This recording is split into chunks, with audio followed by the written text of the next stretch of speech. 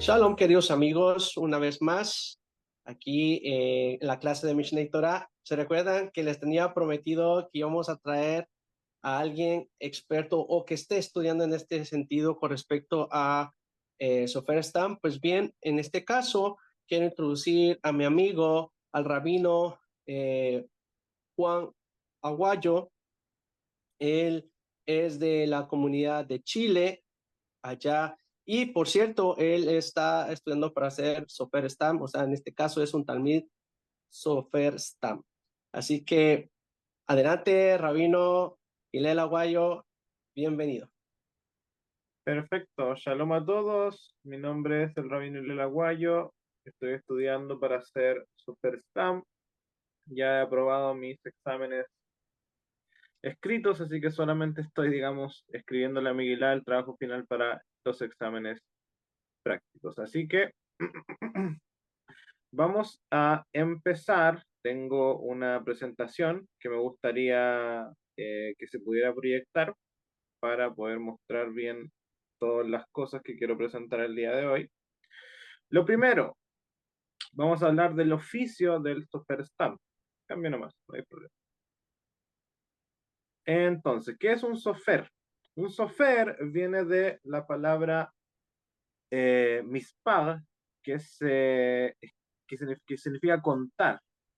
Y de ahí proviene la palabra sefer, que significa libro, y por eso un sofer, en realidad, si uno se va a la raíz de la palabra, sofer en realidad es como el que cuenta una historia. ¿Y por qué se dice así? Porque el sofer es el que escribe, en este caso, todos los textos sagrados del judaísmo, ¿ya?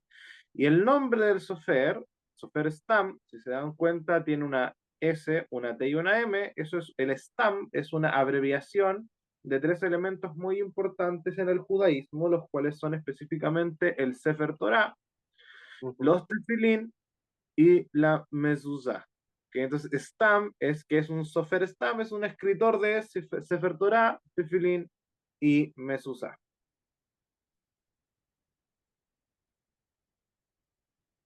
En general, cambio nomás, en general, eh, el oficio del Sofer es muy importante. ¿Por qué es muy importante?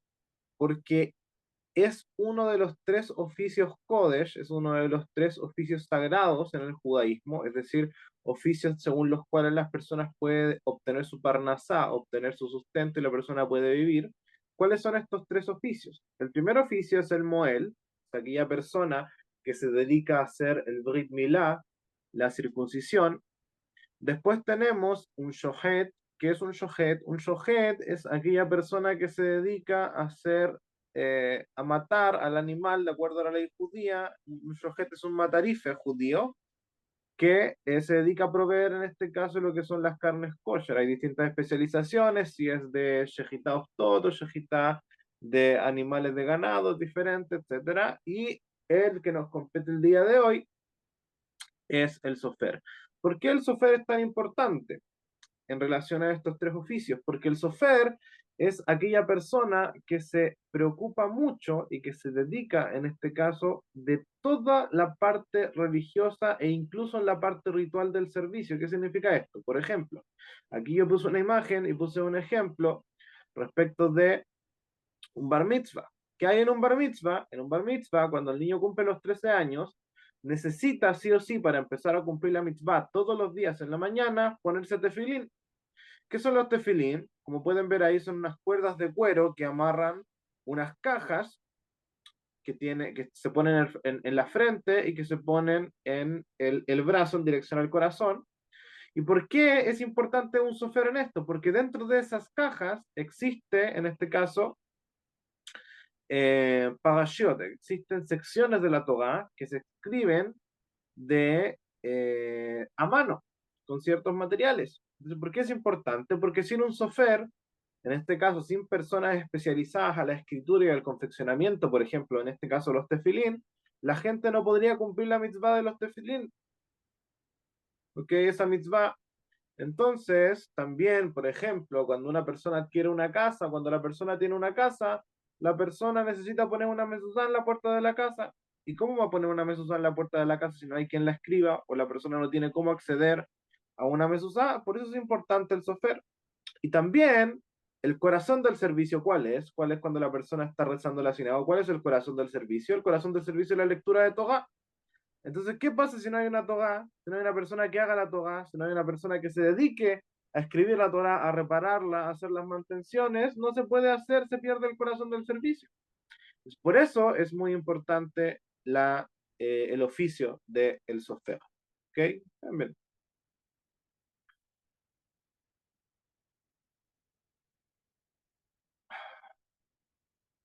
Cambio nomás la diapositiva. Aquí quise poner un ejemplo de una mitzvah muy importante. Según el Rambam y la compilación de de las 613 mitzvot, uno de los preceptos positivos, ya que ustedes están estudiando Mishneh Torah, uno de los preceptos positivos es escribir para sí un Sefer Torah. Es decir, que cada persona, por lo menos alguna vez en su vida, tiene que cumplir con la mitzvah de el Sefer Torah, de escribir un Sefer Torah. Entonces, ¿qué pasa si la persona, por ejemplo, porque la mitzvah, para que entiendan, la mitzvah es la propia persona tiene que escribirse un Sefer Torah, es decir, si yo tengo que escribirme un Sefer Torah para mí, ¿qué significa esto? Que si yo no tengo las habilidades para escribir un Sefer Torah, yo no voy a poder cumplir esa mitzvah. ¿Ok? Entonces aquí es donde entra el Sofer Stamp. Y el Sofer Stamp se encarga, en este caso, de ayudar a las personas a cumplir esta mitzvah. Los ayuda no solamente en un sentido de que, por ejemplo, yo soy una persona que tengo el dinero y que ojalá, Besat Hashem, que todos tengamos el dinero para eso, de yo encargo a un Sefer Torah para que sea escrito en mi nombre y lo hace un Sofer por mí y en este caso yo cumplo la mitzvah. Pero, ¿qué ocurre con aquella persona que, por ejemplo, no tiene cómo pagar un Sefer Torah y quiere cumplir esta mitzvah? Entonces, ¿cómo lo puede hacer? Y aquí podemos observar en la foto un ejemplo muy común. Comúnmente, cuando las comunidades ortodoxas mandan a hacer un Sefer Torah entre todos, porque eso, como les digo, es una cantidad de dinero exorbitante, comúnmente puede incluso rondar entre los $80.000, $100.000 fácilmente, más incluso. Esto es por qué el precio? Mucha gente pregunta por qué el precio. El precio es por lo siguiente. Primero, los materiales del Sefer Torah son caros. ¿Ok? La tinta cuesta alrededor de 5 veces la tinta normal. El pergamino cuesta mucho más, no es una hoja de papel común. Entonces son materiales que de por sí son muy caros. ¿Ok? Entonces, además de eso, se le suma que el Sefer Torah se demora aproximadamente un año en escribirse, si la persona escribe aproximadamente 6 horas diarias. Entonces, no solamente uno está pagando el material, sino que uno está pagando el trabajo de una persona durante un año. Entonces, he ahí la explicación del precio. Entonces, ¿qué pasa? Retomando el tema con la persona que no puede cumplir la mitzvah del Sefer Torah porque no tiene dinero para pagar un Sefer Torah completo, lo que se hace es que cuando se va a entregar el Sefer Torah, se dejan unos versos en blanco, es decir, al final de la Torah se entrega incompleta y va el sofer a entregar el Sefer Torah y deja abierto el rollo y se pone a escribir de tal modo que la persona puede decir, yo quiero comprar una letra para mí, que sea una letra escrita en mi nombre, para que se pueda considerar como que yo participé en la escritura de este Sefer Torah y puedo cumplir esta mitzvah de escribir un Sefer Torah. Entonces, ¿qué es lo que hace? La persona escribe un paga al sofer o se paga, no sé, a la directiva de la comunidad, depende de cómo se organizan las cosas, y paga por una letra. Entonces el Sefer Torah, el sofer, el Sofer Stam, mientras escribe la letra en el Sefer, la persona que compró la letra tiene que estar tocándole el brazo, como pueden ver en la foto, tiene que estar tocándole el brazo al sofer mientras éste escribe la letra, para que se considere como que el sofer mismo es una extensión de su brazo. Y de esa forma la persona puede cumplir una mitzvah tan importante como el Sefer Torah. Y de esta forma yo creo que ha quedado claro la importancia del Sefer Torah y del sofer en las comunidades. ¿Okay? Puede cambiar la diapositiva. Vamos a estudiar ahora qué materiales son los que utiliza el software. El primer material, que bueno, en realidad los materiales que voy a poner aquí son los más básicos, hay muchos materiales más, pero esto es como lo más básico que necesita el software para empezar a trabajar. Lo primero es el CLAF. ¿Qué significa el CLAF? El CLAF es el pergamino, es decir, la hoja sobre la cual se escribe. El CLAF, a diferencia de los pergaminos de las culturas antiguas, no está hecho en base a materiales vegetales, tampoco está hecho en base a materiales sintéticos, ni tampoco es tan, digamos, endeble o tan delicado como lo es una hoja de papel. ¿Por qué? Porque el CLAF hoy en día, bueno, hoy en día no, sino que siempre al alajá, el CLAF se ha sacado del cuero del animal.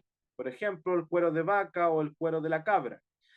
¿Qué parte del cuero se saca? Si podemos observar, el cuero no se saca de la parte del cuero que está, digamos, por el lado del cabello, es decir, la parte que está cerca del cabello, es decir, la capa más externa, esa capa no se utiliza, sino que se utiliza la capa interna que está por el lado de la carne del animal.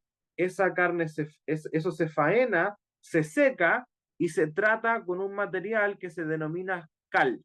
La cal no es una palabra en hebreo, sino que es un elemento, el cal, es un tipo de químico en el cual se sumerge, en este caso, el clav, y después de su tratamiento, la persona puede empezar a escribir.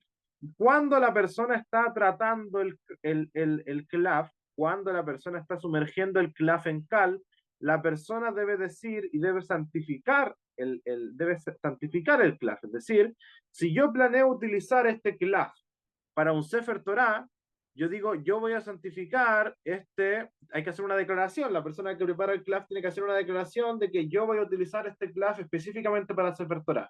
Si la persona lo va a utilizar para tefilín, yo voy a utilizar este CLAF y cuando prepara el CLAF tiene que especificar para qué es lo que va a utilizar el CLAF. Y no puede utilizar el CLAF en niveles de santidad menores. ¿Qué significa esto? El nivel de santidad de un Sefer Torah no es lo mismo que un nivel de santidad de una Megilá, que es lo más bajo. Porque, por ejemplo, la Megilá no tiene el nombre de Dios, entonces tiene un nivel de santidad menor. Sigue siendo santo, pero es un nivel de santidad menor. Entonces, ¿qué significa esto? Si yo, por ejemplo, santifico o declaro que voy a utilizar este clav para una Megilá y después lo utilizo para un Sefer Torah, eso es pasul según todas las opiniones. Eso no es válido.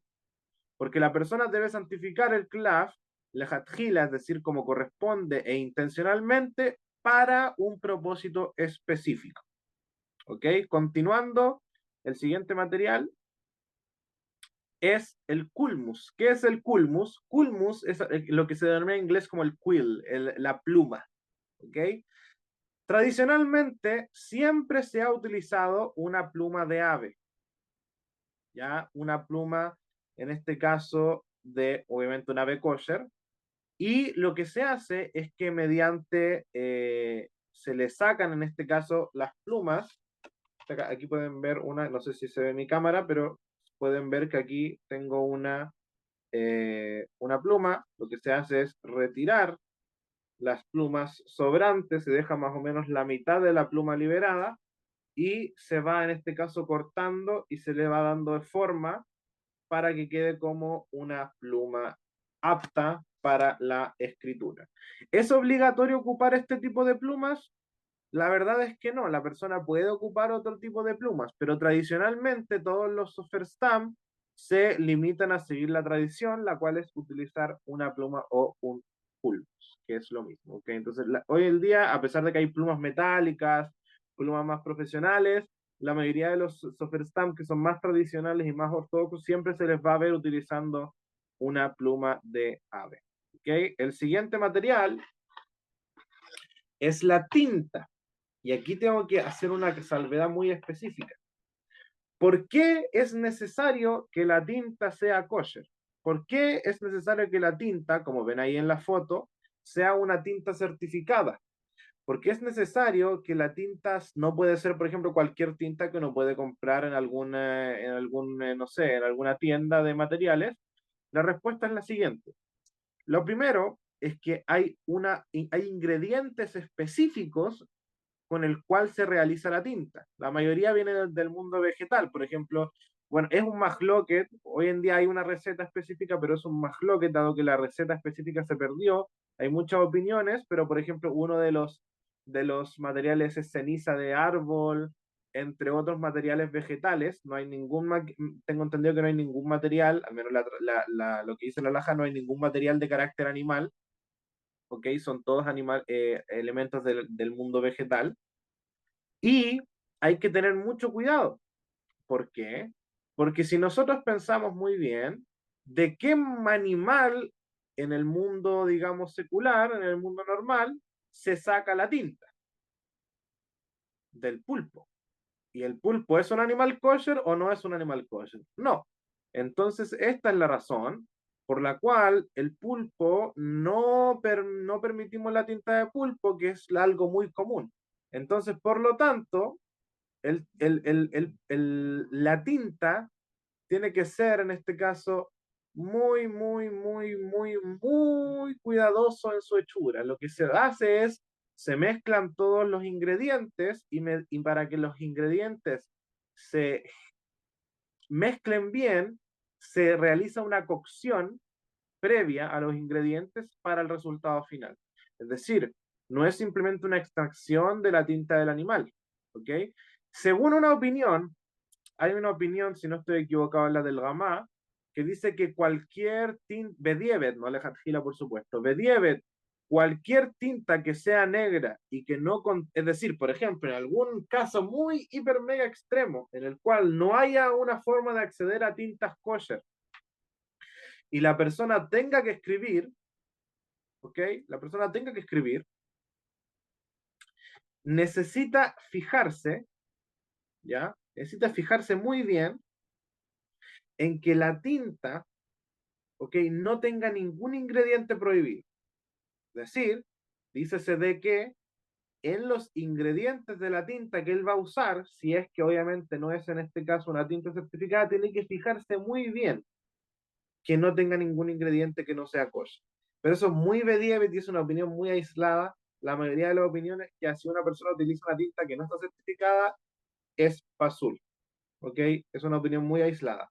No se debería utilizar tinta que no sea certificada para escribir cosas santas. Quizás se podría ser indulgente respecto de esta opinión para escribir Megilá, una Megilá que no tiene el nombre de Dios, entonces se podría ser indulgente en ese sentido, pero en realidad la mayoría de las opiniones es que no y que la persona tiene que eh, eh, realizar en este caso todos los trabajos con una tinta certificada.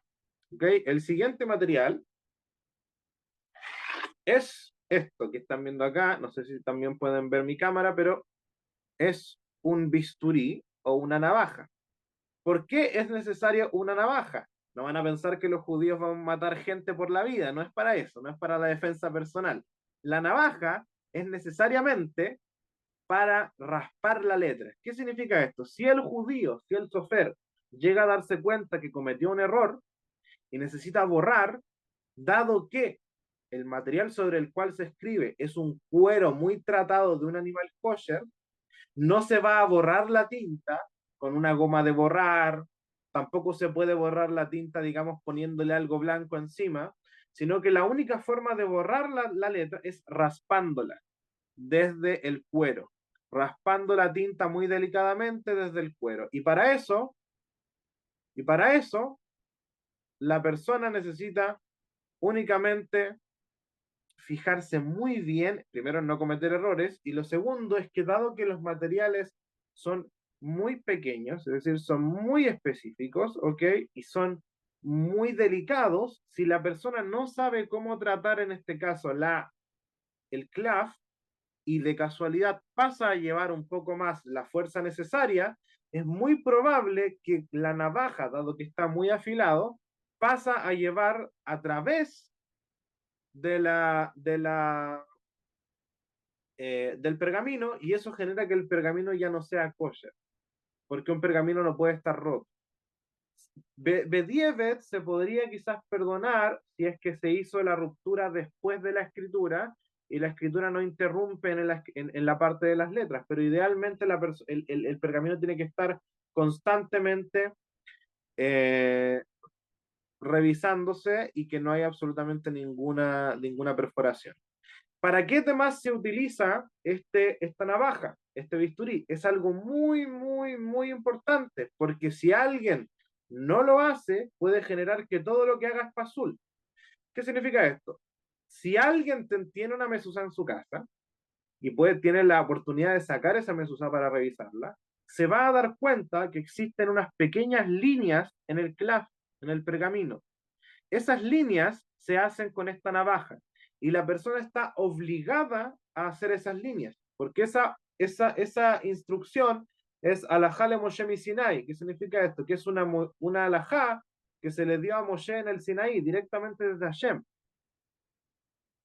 Entonces, la persona que no realiza el trazado de las líneas con esta navaja o con un bisturí o lo que sea, la persona no funciona, a pesar de que la persona escriba derecho, incluso si la persona escribe derecho, no sirve. La persona tiene que tener mucho cuidado en realizar, en este caso, los cortes. Y hoy en día, con ayuda del cielo, si una persona está, por ejemplo, estudiando para hacer sofer o una persona compra el kelaf para escribir, muy probablemente el kelaf ya venga con las líneas hechas. ¿Ok? Entonces, esa es la razón por la cual el sofer o la persona que estudia Safut se dedica en este caso a tener estos materiales y esta es la función específica de dichos materiales y de la navaja. ¿Ok? Continuando, recomendaciones. ¿Qué recomendación podemos hacer hasta aquí? Entiendo que para muchas personas el hecho de comprar los tefilín o la mesuzot o un sefer Torah, lo que sea, es muy caro. ¿Ok? ¿Qué significa que sea muy caro? Por ejemplo, podemos darnos cuenta que si uno consigue un tefilín en una judaica en internet, puede conseguirlo a $200 y un tefilín en un sofer del mismo nivel de kashrut, es decir, peshutim, puede costar el doble, $500, $600. ¿Ok? Entonces, ¿por qué tanta diferencia de precio? Lo que ocurre es que las judaicas hoy en día incluso pueden trabajar a nivel industrial a tal punto que no existe una real eh, dedicación en la escritura del tefilín, es decir, que no se escribe mientras la persona tiene unos pensamientos santos. Entonces, la persona que escribe el tefilín, incluso se ha encontrado, porque sabemos que los tefilín tienen que ser escritos por un judío y tienen que ser escritos por una persona certificada, entonces sabemos que han ocurrido muchos casos de muchas judaicas grandes que han llamado a personas no son judías para escribir tefilín, digamos, para tener mano de obra que no está apta, y en este caso, la persona tiene el deber de revisar los tefilín. Entonces, muy probablemente ocurre que como las personas no saben revisar los tefilín y los tefilín ya vienen cerrados y sellados para su uso, muy probablemente le van a vender un tefilín de una calidad la cual muy probablemente no sea lo que le han vendido.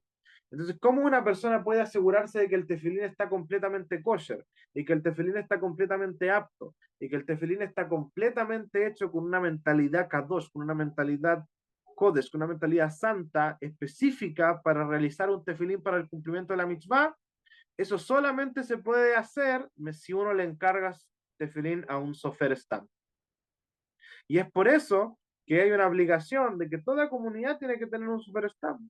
Y que toda familia, de hecho, si se puede, toda familia tiene que tener un sofer stand de confianza para asegurar de que todo lo que la persona compra es 100% kosher. Aun cuando esto sea más caro, entiendo que es un esfuerzo, pero la verdad es que yo considero que las personas que compran tefilín en internet, digamos, de lugares que no están muy certificados, está bien, pueden ser baratos, pero quizás va a perder mucho dinero, la persona va a perder mucho dinero en realizar esa compra y se va a dar cuenta que probablemente generen estafas, ¿ok? Entonces, por eso la persona tiene que tener mucho cuidado y certificarse y cerciorarse de que todo lo que compre esté hecho por un software stamp. O si lo compra en una judaica que tiene buena reputación, que debe venir en este caso los tefilín con una certificación de una persona, de una autoridad rabínica competente. ¿Ok? Continuamos. Pueden ver aquí una comparación muy dura. A la izquierda hay una mezuzá de Amazon que sale $30, ¿ya? Y pueden ver que la escritura, primero, es fea. Segundo, no se distingue el espacio entre las palabras. Y muy probablemente tampoco se distingue lo que es el verdadero tamaño de las letras. Es decir, que hay letras que son grandes cuando deben ser más pequeñas, etcétera. Y a la derecha podemos ver una, en este caso, una mezuzá o el texto de la mezuzá como debiese ser. Correcto, según todas sus separaciones de las palabras, etcétera, etcétera, etcétera. Entonces, aquí podemos ver una comparación en algo tan sencillo como es una mezuzá. Sencillo en el sentido de que es lo más barato que se puede conseguir, porque de Tefilín, Sefer Torah y Megilá, la mezuzá es lo más barato. Entonces, el rango de precio, por ejemplo, la izquierda, la de Amazon, sale $30, y la de la derecha, hecha por un superstamp, sale $50. Entonces, si bien hay una diferencia, la diferencia no es inalcanzable, entonces la persona debiese priorizar de tener lo más kosher posible. Ok, continuando, vamos a explicar algunas alajot. La primera alajot que quiero explicar, la primera alajá que quiero explicar es Sheloke Sidran. La alajá que Sidran abarca tefilín y mezuzá. ¿Qué significa esto? Hay que escribir en el orden tal cual está escrito en la Torá. Como pueden ver aquí a la derecha hay un texto, ese es el texto que va adentro de los tefilín. Son 4 parashiot y pueden observar en este caso las parashiot. Si se dan, las primeras 2 parashiot son del libro de Éxodo, del libro de Shemot, y las segundas 2 parashiot son del libro de Devarim, de la parasha Shema, etc. Entonces, la persona tiene que escribir las parashiot en orden. ¿Qué significa esto? Yo no puedo partir escribiendo la cuarta, tengo que partir escribiendo la primera, después la segunda, después la tercera y después la cuarta. ¿Qué pasa, por ejemplo, si escribo 3 y ocupo una cuarta que escribí antes? Está azul, porque la persona tiene que escribir enteramente en orden. Y esto también se aplica a la escritura de las letras, es decir, yo tengo que escribir en orden letra por letra. Por ejemplo, ya, respeto el orden de las parashiot y estoy escribiendo la primera parashá, que se denomina Kodesh Likol Behov, o pueden leer ahí. Entonces, ¿qué significa esto? Si la persona, por ejemplo, escribe la primera palabra y después se salta la segunda y escribe la tercera para después devolverse y escribir la segunda, porque, por ejemplo, no sé, es una palabra que le cuesta mucho escribir. Si hizo eso, automáticamente todos los tefilín, al menos de la pagashá que hizo, pasul. ¿Ok? Entonces, la persona tiene que fijarse muy bien en hacer con mucho cuidado y mucha dedicación, letra por letra, orden por orden, en el orden en el que está escrito la Torá. ¿De dónde sale esto? Cuando la Torá dice, Vehayuat varim aele, y serán estas palabras que yo te digo hoy, significa estas palabras, cuando dice Vehayuat varim aele, los hajamim lo interpretan como estas palabras en este orden que está escrito.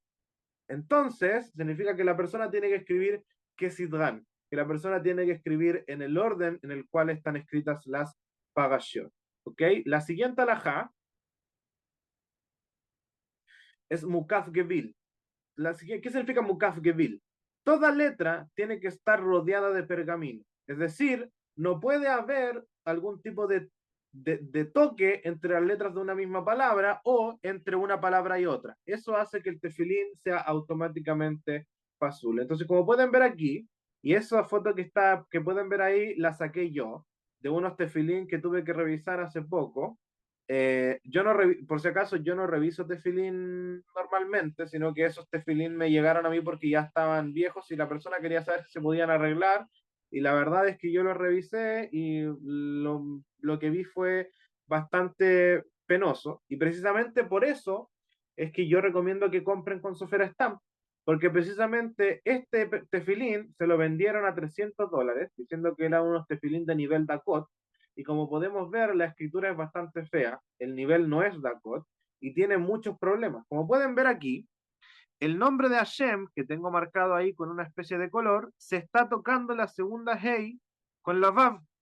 Y eso es un problema muy grave, porque de por sí uno no puede borrar un nombre de Hashem, pero el hecho de que sea algo que está en un tefilín y el tefilín ya está escrito, tampoco permitiría volver a borrarlo. Es decir, una vez que ya está escrito y las letras se están tocando, uno no puede borrarlo, uno no puede borrar la palabra para escribir de nuevo. ¿Por qué? Por la alajá anterior que dijimos de Sheloque y Sidran. Significa que no estaría respetando el orden con el que fue escrito en la Torah. ¿Ok? Siguiente. Vamos a ver también errores comunes respecto de la escritura. Esto tiene que ver con Mukaf Gevil, porque Mukaf Gevil también tiene que ver no solamente con la letra misma, sino que dentro de la letra misma. Como podemos observar ahí, en esa Hei que está ahí marcada, la pata de la Hei toca el techo de la Hei, y eso hace que la letra no sea kosher. Es decir, que Mukaf Gevil, que el hecho de que la letra esté rodeada con pergamino, también aplica y abarca adentro de la letra. Entonces, en este caso, por ejemplo, como dijimos, Sheloque Sidran aplica solo en Tefilit y Mezuzot. Pero, por ejemplo, en un Sefer Torah y en una Megilá no hay Sheloque Sidran. Entonces, por ejemplo, si yo quisiera arreglar un Sefer Torah, yo tengo permitido borrar y escribir de nuevo. Entonces, en este caso, lo que la persona tendría que hacer sería invalidar la letra. ¿Qué significa invalidar la letra? Invalidar la letra significa anular la forma de la letra. Entonces, en este caso, la persona tendría que borrar la pata y el techo, la pata izquierda y el techo para que se pierda la forma de la letra y volver a escribirle. Aunque claro, dado que en este caso el ejemplo está en un Sefer Torah y en un Sefer Torah no hay Sheloque Sidran, es decir, que la persona puede borrar y arreglar la palabra que quiera porque no hay problema con escribir en orden, entonces la persona puede incluso borrar la letra entera y escribirla de nuevo para arreglar. ¿Ok? Continuando. Como pueden ver aquí, esto es otro problema del mismo tefilín que me llegó el otro día. Y hay problemas con las formas de las letras. Es decir, ¿qué ocurre? Por ejemplo, si no respeto la forma de la letra y la letra parece otra letra o la letra está mal escrita. En este caso, la letra es completamente pasul. Por ejemplo, podemos ver en la forma de arriba que eso es una tzad de sofit. Pero si lo vemos bien, en realidad la forma no parece una tzad de sofit, sino que parece una ain incluso. Entonces no respeta la forma correcta. Y abajo, en la palabra que estoy marcando abajo, hay una resh, una het y una mem sofit.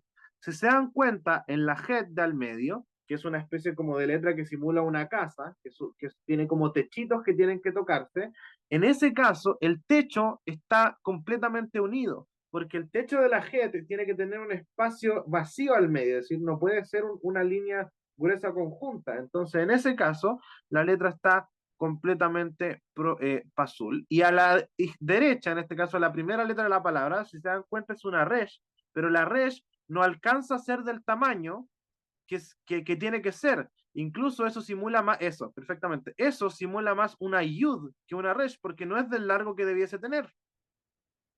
Entonces, aquí podemos ver el segundo error común, primer error común, un Gevil dentro de las letras, y el segundo es no respetar la forma de las letras. ¿Ok? Siguiente. Y así como no respetan la forma de las letras, tampoco se respeta el tamaño de las letras. Por ejemplo, en las letras de abajo, en las dos subrayamientos de abajo, podemos ver que la letra Fei, la letra P, está prácticamente del mismo tamaño que una Hapsofit, que es técnicamente debiese ser del doble del tamaño. Entonces, también podemos ver en la palabra izquierda que la letra Aleph está más pequeña que la Tzadi, siendo que debiesen ser de un tamaño similar, y la Hapsofit pierde tamaño, e incluso dado que la letra está tan mal distribuida, esa Hapsofit que está al final de la palabra podía incluso ser interpretada como una Aleph, o sea, como una Vav, o como una Resh. Entonces, por eso es muy importante que la persona respete en este caso el tamaño de la letra. Es decir, no solamente tiene que respetar la forma, sino que el tamaño de la letra. ¿Ok? Porque hay letras que sus trazos se parecen entre sí. Entonces solamente se distinguen mediante el tamaño. ¿Ok? Continuando.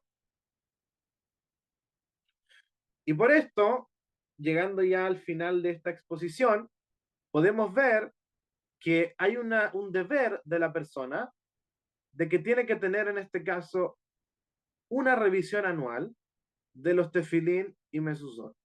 ¿Okay? Es recomendable que se haga.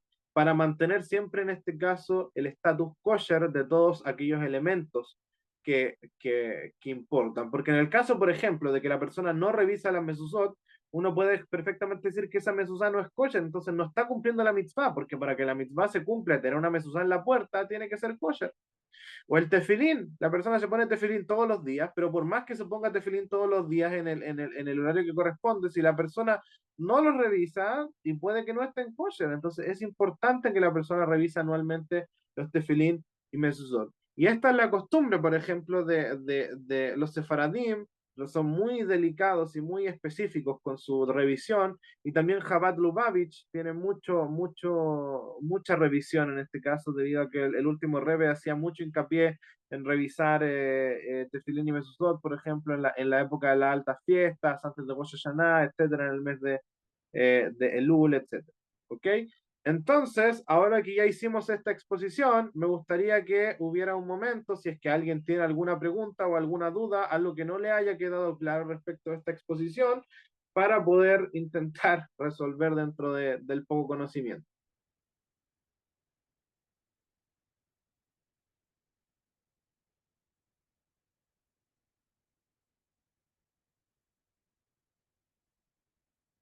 ¿Ok? Si alguien quiere hablar, que tiene que activar el micrófono.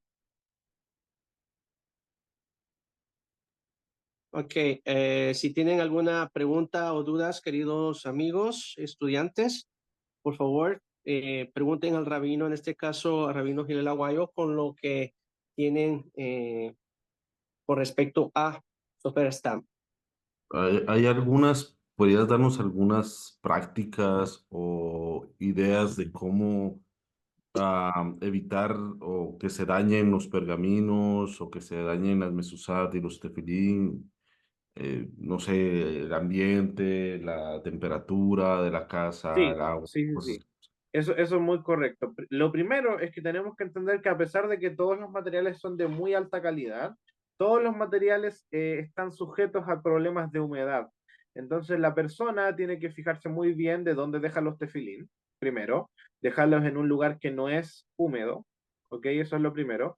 Y lo segundo, por ejemplo, cuando la persona se pone los tefilín, ya cuando la persona se pone los tefilín, tiene que fijarse que no se ponga los tefilín, por ejemplo, con el pelo mojado, porque eso también puede generar que se traspase la humedad hacia las cajas de la cabeza, por ejemplo. Y en el caso de las mezuzot, está permitido, por ejemplo, en el caso de que las personas, en el caso de que llueva mucho, y como le ha dado que las mezuzot en muchos casos, en el caso de la puerta principal que van a la intemperie, es muy recomendable que se le compre una caja bien gruesa que no tenga filtraciones, o que se le coloque una caja sobre la caja. Es decir, que tenga un doble resguardo para que de esa forma no haya ningún problema de humedad, ya que ese es el principal problema por el cual se puede dañar, porque mediante la humedad la tinta se puede correr, la tinta se puede generar manchas que puede invalidar completamente el trabajo, y ese es un problema muy complicado porque, como dijimos, en el caso de Tefilín y en el caso de Mezuzá, si no están kosher, la persona va a tener que comprar nuevas, dado que muy probablemente en los casos no se pueda reparar. ¿Ok? No sé si eso quedó claro. Sí, gracias. Perfecto. En este caso, rabino Aguayo, ¿usted recomienda que cuando nosotros, bueno, yo he visto regularmente la mayoría de Superstama después de que hacen los mezuzot, los enrollan en este caso con papel film para protegerlos y luego los meten en este caso en los case, que son las mezuzot, ya sea en este caso como he explicado en clases, que sean, ya puede ser de plástico, pueden ser de cerámica o de madera o de metal. Luego esto lo meten dentro de estos case de la mezusa y esto ayuda en cierto punto también a proteger o darle la durabilidad al pergamino. ¿Esto es correcto? Totalmente. Cuando la persona lo escribe, tiene que esperar, por supuesto, a que se seque la tinta y que el pergamino absorba bien la tinta. Una vez que se confirmó eso, la persona enrolla y lo pone en un papel film. Entonces, a partir de ese papel, ahí lo ponen en el byte, en la cajita que uno compra, del diseño que uno le guste.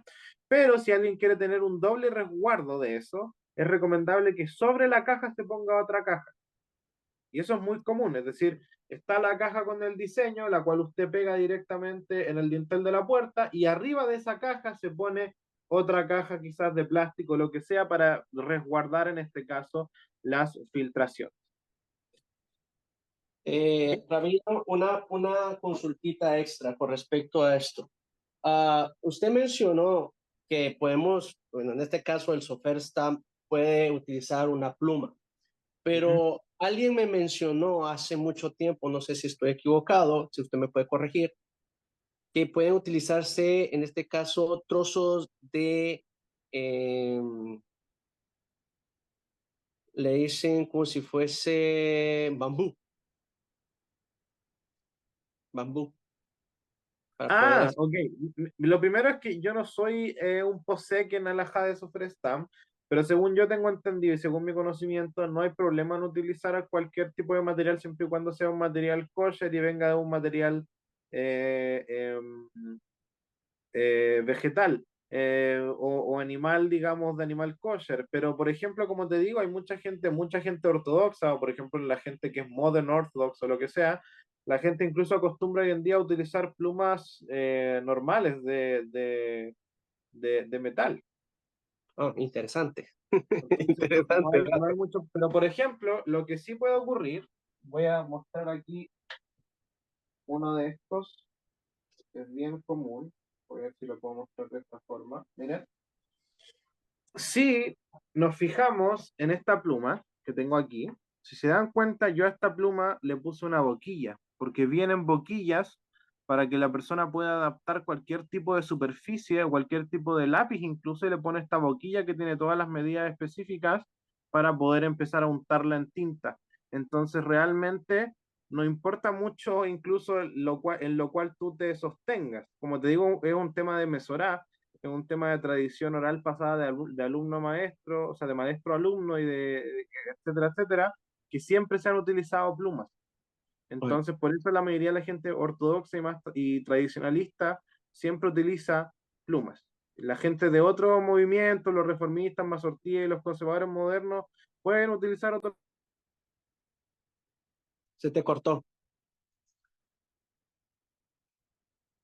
Oye, Ok, pero en general siempre se prioriza que la persona utilice una pluma por mesorá, por tradición de maestro a alumno.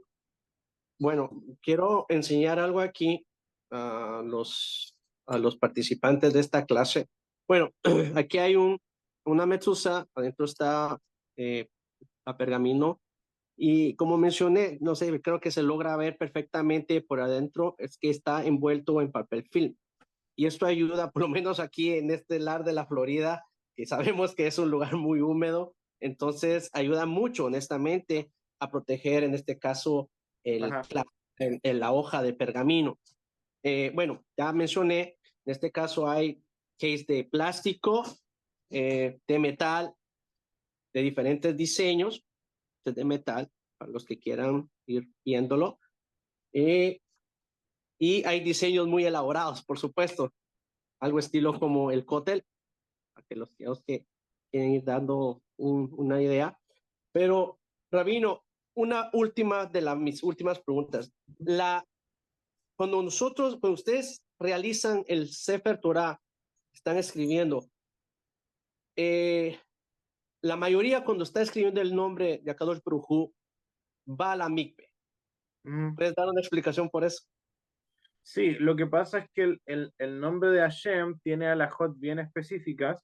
Por ejemplo, una de ellas es que antes de escribir un nombre de Hashem, la persona tiene que decir una declaración de que voy a escribir en el nombre de la santidad del Shem de Dios, uno de los nombres de Dios. Y hay muchos nombres de Dios, no solamente es el Yud Kebab Kei, sino que hay muchas otras más. El Kel, el Oka, el Okai, Kel, Elohim, o sea, hay Elohim. muchos más, o sea, hay muchos más, muchos, pero no necesariamente se limita al tetragramatón. Entonces, lo que hace la persona es la persona va, deja el espacio para el nombre, bueno, los sefagadim en la antigüedad lo que acostumbraban es que dejaban cada en Sefer Torah, dado que no hay problema con escribir las cosas en desorden, digamos, entre comillas, dejaban el espacio para todos los Sefer, para todos los nombres de Dios, iban a la mikve y ya los escribían todos de una vez.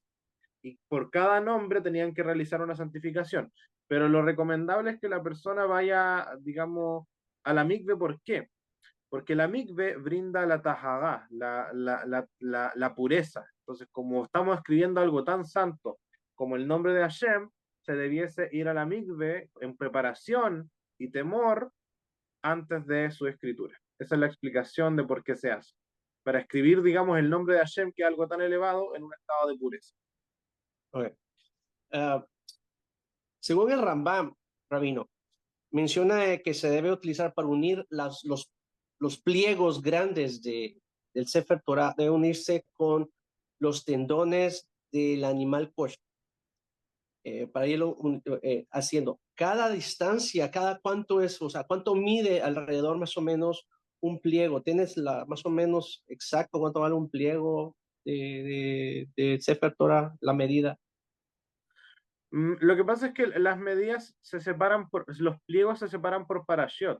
Entonces depende del tamaño también, porque en realidad como te digo, hay pliegues que son enormes para Sefer Torah gigante, pero no sé si has visto también que hay pliegos más pequeños para Sefer Torah diminutos que se pueden transportar. Sí. Alágicamente no hay absolutamente ningún problema, digamos, en el tamaño.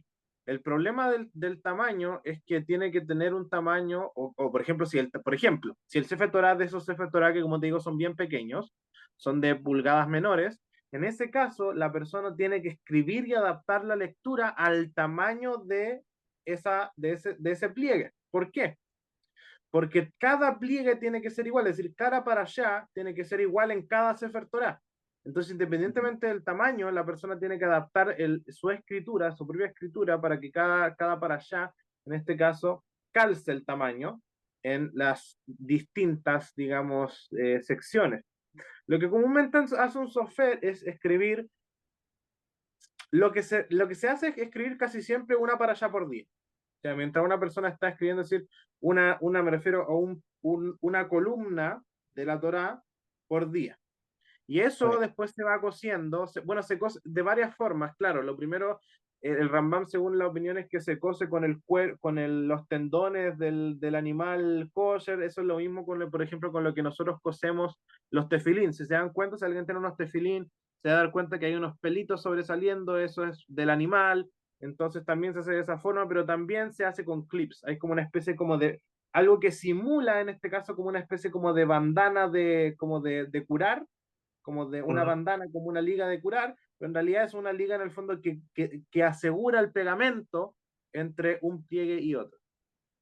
Rabino, ya que tocó el tema del tefilín, para las personas que no entienden mucho sobre esto, ¿por qué los tres bellos que siempre se ve como si fueran bellos, pero sabemos que no son bellos? ¿Cuál es el significado de esto?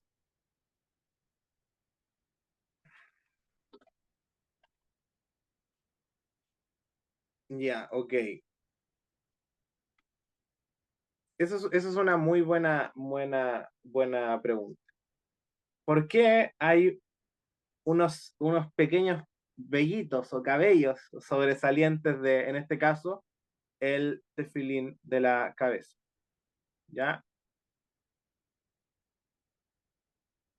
En realidad, la razón por la cual nosotros dejamos en este caso esos pelitos y por la cual el animal del cual provienen esos pelitos es muy especial, porque en realidad eso que se pone ahí es para recordar el pecado del becerro de oro. Entonces la persona que tiene eso, que deja eso tradicionalmente, tiene que entender que uno lo hace para recordar en este caso el becerro de oro. Y de hecho, el cuero que va, o sea, ese como digamos material de esos pelitos que va en este caso en la parte de arriba del tefilín, es precisamente eh, de la cola, del becerro. Es decir, para recordar ese pecado, se anudan los tefilín con pelo o con este caso material, digamos, de la cola del becerro mismo. Entonces es algo muy interesante, pero en el fondo es para recordemos que el tefilín de la cabeza tiene por connotación conectar los pensamientos del hombre con Dios, es decir, conectar la cabeza, el intelecto, lo que es el sejel, lo que es el habat, jochma, binat, da'at, con Hashem. Entonces, en este caso, cuando la persona tiene que entender que Hashem es uno y su nombre es uno, entonces la persona tiene que entender que cuando reza le está rezando a un solo Dios.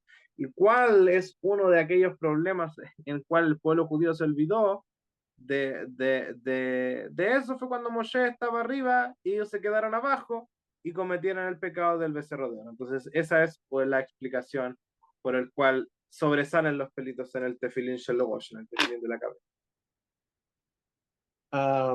Hablando de los tefilín de la cabeza, leyendo un poquito de todo.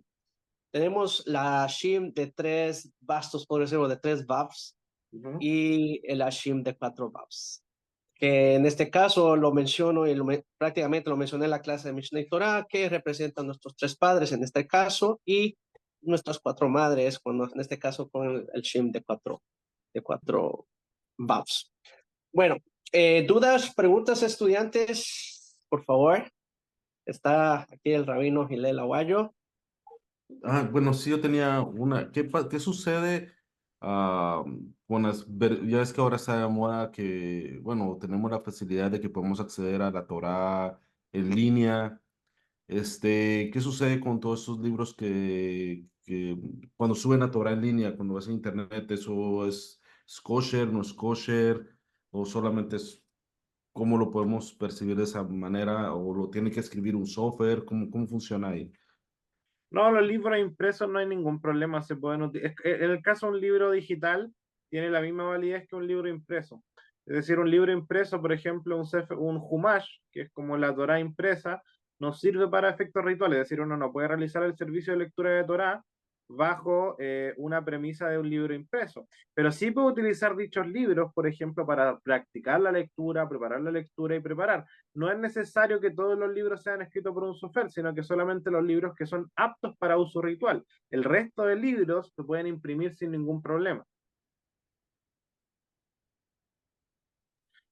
Lo que sí, por ejemplo, se recomienda, y eso es algo muy interesante, ya que tocaste el tema, dado que dichos libros contienen el nombre de Hashem, no se pueden votar en cualquier eh,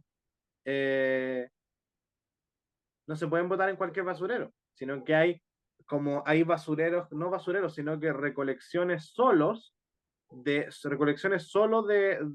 materiales santos. Es decir, se bota cualquier cosa que tenga un pergamino de Hashem, o sea, que tenga un nombre de Hashem, se bota en esos lugares especiales. O, por ejemplo, en este caso, los pergaminos que mostré, en este caso, el, el, en el PowerPoint que mostré, que yo revisé que estaban malos, que tenían en este caso estos problemas, a pesar de que estén malos, están escritos con el nombre de Hashem, tienen nombres de Dios dentro de él. Entonces, si uno no tiene la capacidad de acceder a dichos contenedores de cosas santas, lo que recomienda la halajá es que uno debiese enterrar dichas cosas. En este caso, yo tendría que enterrar, en este caso, estos pergaminos. ¿Ok? Rabino, con respecto a esto, yo mencioné en la clase de Mishneh Torah a mis estudiantes de que cuando realmente siempre sucede, Hashbe Shalom, pero que todos nos otorga Kadosh Baruj Hu vida hasta los 120 años para poder corregir todo aquello que necesitamos, pero corregir, pero en este caso hay personas que fallecen y las esposas no saben qué hacer con los tefilín del esposo. Tal vez en este caso ya sus hijos ya crecieron, tienen sus propios tefilín y les gustaría en este caso irlos a dejar, bueno, yo recomiendo en este caso irlo a dejar con el rabino de cabecera que tenga, en este caso el rabino de la comunidad, y él mismo los puede llegar en este caso a llevar con un sofer estampa que lo revise si están completamente kasher, y en este caso utilizarlos dentro de la comunidad para aquellas personas que no puedan tener este recurso de poder ponerse este tefilín. Entonces, para que ellos los puedan usar. ¿Recomiendas tú esto, Rabin? Digamos que los tefilines que están en desuso, que se revisen y que se utilicen para beneficio de la comunidad, Sí. totalmente, no hay ningún problema. El tema es que tienen que pasar por una revisión, porque dado que el desuso implica que digamos, juntando polvo durante un tiempo. Entonces eso puede generar que durante mucho tiempo no se haya revisado, dado que, por ejemplo, por poner un ejemplo, yo tenía unos tefilín Peshutim y me compré unos Gazot. Entonces los dejé porque tengo unos de mejor calidad y eso no lo uso, entonces los quiero donar. Pero dado que no los uso hace 3 años, probablemente tengo que mandarlo a revisar. Entonces, claro, lo correcto es que la persona los mande con su rabino de cabecera. Ahora, ¿cuál es el problema? Que si el rabino de cabecera no sabe las halajot, o el rabino de cabecera no es un rabino competente, eso puede generar en que él diga, ah, perfecto, me donó los tefilín, ya los usamos, sin ningún tipo de revisión. Por ejemplo, no sé, algún rabino que no sea ortodoxo, o que no le tome tanta importancia, sinceramente, a la halajot y que no le importe. Entonces, igual es muy importante que la persona lo entienda. Entonces, si es posible, si hay posibilidad de mandarlos a revisar antes de donarlos, eso es recomendable. Si Claro, no, uno puede confiar en este caso en que el rabino de cabecera lo va a tener la decencia, digamos, de por amor a la mitzvah y por amor al judío que lo va a utilizar, de que asegurarse en este caso de que ese tefilín sea 100% kasher. excelente, excelente. Bueno, eh, yo creo que ya no hay más preguntas. No sé si los estudiantes están, por lo menos nosotros estamos claros. Los estudiantes están claros también. Eh, Muchas gracias, querido Rabino Hillel Aguayo, por tu No hay ayuda, por problema. todo. Y siempre te vamos a tener aquí de invitado, Besrat Hashem, para otras oportunidades, ya que con el Rabino Hillel Aguayo pues tenemos una amistad muy bonita, bueno, lo digo así como un hermano que pasó para mí. Y para mí es un placer. He estado en tu comunidad en Chile. Baruch Hashem tiene una bonita comunidad en Chile, una comunidad próspera, está creciendo. Bezrat Hashem, él va a tener su propio Sefer Torah y va a tener una comunidad muy próspera con todos los servicios necesarios de una comunidad, con una mikveh, Bezrat Hashem, que eso es una de las tantas tareas que está ahorita trabajando el rabino.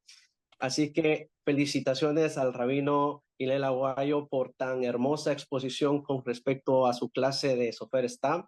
Que muy pronto obtengas grandes notas y grandes bendiciones con respecto al examen que tengas para obtener tu smijá como Sofer Stam.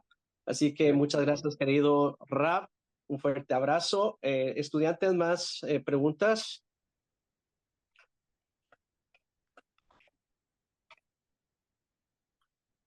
No, Bueno, yo creo que estamos bien. si no hay Gracias. preguntas, en este caso vamos a dejar la parte para las personas que vamos a dar una pequeña clase con respecto al Mashiach. ¿Quién es el Mashiach? La información está aquí presente. Vamos a comenzar el día 6 de junio. Por favor, tratarse de contactar a Sulam Jacob en este caso, o ir a mi perfil de Facebook o al perfil de Facebook de Sulam Jacob para poder, en este caso, hacer su participación, consultarnos, por favor, sin pena. La Torah es gratis para todos, así que para todas aquellas personas que ya quieran aprender y quieran saber, en este caso, con respecto a quién es el Mashiach, por qué el Mashiach, por qué es tan importante, por qué estamos viviendo tiempos mesiánicos. Esto es el tema que se va a tratar en este caso el día 6 de junio. Va a ser alrededor de 10 clases, alrededor, o 13 clases. Alrededor de un mes y medio vamos a terminar este curso. Así que dejamos aquí la información. Shalom, Koltu, se despide de ustedes, Johanan Ben Hillel Halep.